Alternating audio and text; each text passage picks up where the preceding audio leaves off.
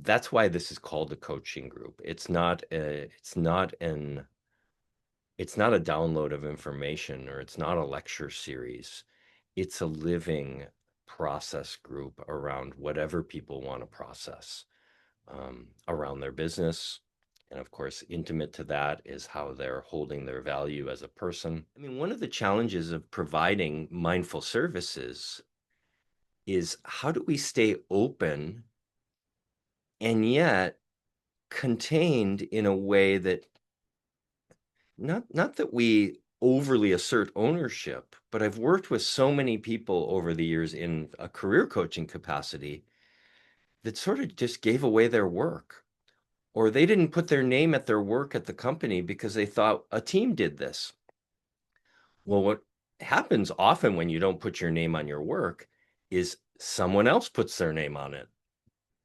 And so it's not about this fierce ownership, but it is this assertion around the value that you bring and the thing that you've created. Because as you hold your value, we don't want to be too fierce or aggressive when we do that, but we do want to hold it. And I think that's going to be a big lesson and exploration for this group. Is part of the reason people recognize your value is because you assert the boundaries of where it is, as you step into the next level for all of us. Because if we don't do that, if it gets too fuzzy around the edges, then it can be argued that, oh, we don't really need you anymore. Like, we've actually sort of, your value has leaked. The container leaked your value, and now we have it without you. And again, it's a fine line, especially in mindful spaces, because we know that everyone has access to mindfulness and sort of their own inner beauty and their divine nature, or whatever we want to call that thing.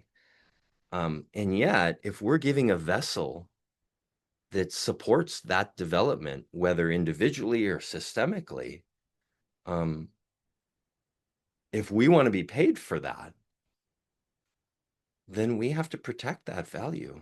Mindfulness people are often like, just want to save the world, which is great.